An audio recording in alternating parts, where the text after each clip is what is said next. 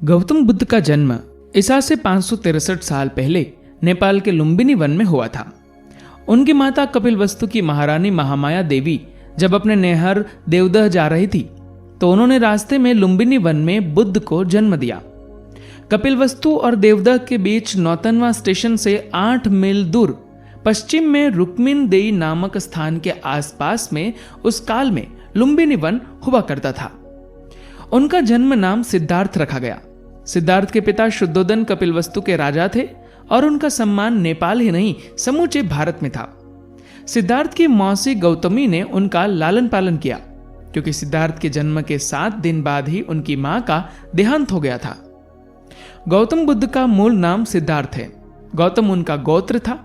शाक्य वंश में जन्मे सिद्धार्थ का 16 वर्ष की उम्र में दंडपाणी शाक्य की कन्या यशोधरा के साथ विवाह हुआ। यशोधरा से उनको एक पुत्र मिला जिसका नाम राहुल रखा गया। बाद में यशोधरा और राहुल दोनों बुद्ध के भिक्षु हो गए थे। सिद्धार्थ के पिता का नाम शुद्धोदन और शुद्धोदन के पिता का नाम शाक्य था। प्राचीन भारत में शाक्य नाम का एक जनपद था जिसमें कई छोटे बड़े राजाओं का राज्य था।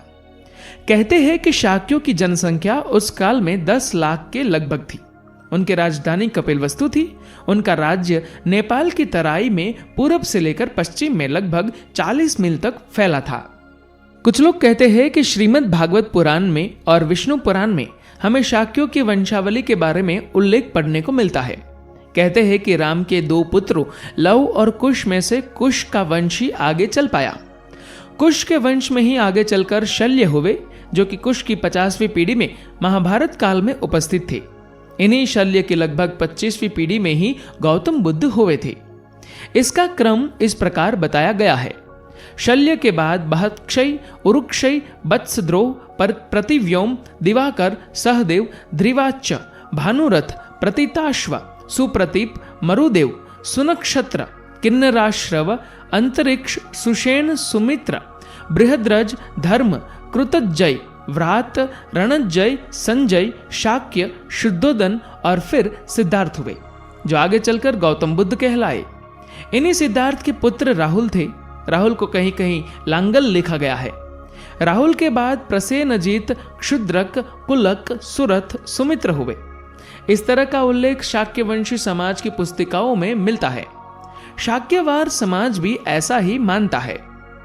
राम के दोनों पुत्रों में कुश का वंश ही आगे बढ़ा तो कुश से अतिथि और अतिथि से निषधन से, नभ से, पुंडरिक से, क्षेमंदवा से, देवानिक से, अहिनक से, रुरु से, पारियात्र से, दल से, छल से, उक्त से, व्रजनाभ से, गण से, व्युषिताश्व से, विश्वसह से, हिरण्यनाभ से, पुष्य से, ध्रुव संधि से, सुदर्शन से, अग्रिवर्ण से, पद्म वर्ण से, शीघ्र से, मरु से, प्रयुश्रुत से, उदावसु से, नंदीवर्धन से, सकेतु से, देवराज से, बृहदुक्त से, महावीर्य से, सुध्रुति से, दृष्टकेतु से, हयर्व से, मरु से, प्रतिंदक से, कुतिरथ से, देवमिड से, विबूध से, महाधृति से, कीर्तिरात से, महारोमा से, स्वर्ण रोमा से और हस्वरोमा से शिरध्वज का जन्म हुआ। कुशवंश के राजा शिरध्वज को सीता नाम की एक पुत्री हुई। सूर्यवंश इसके आगे भी बढ़ा जिसमें कृति नामक राजा का पुत्र जनक हुआ जिसने योग मार्ग का रास्ता अपनाया था। कुशवंश से ही कुशवाह, मौर्य, सैनी, शाक्य संप्रदाय की स्थापना मानी जाती है। हालांकि अभी भी यह एक शोध का विषय है।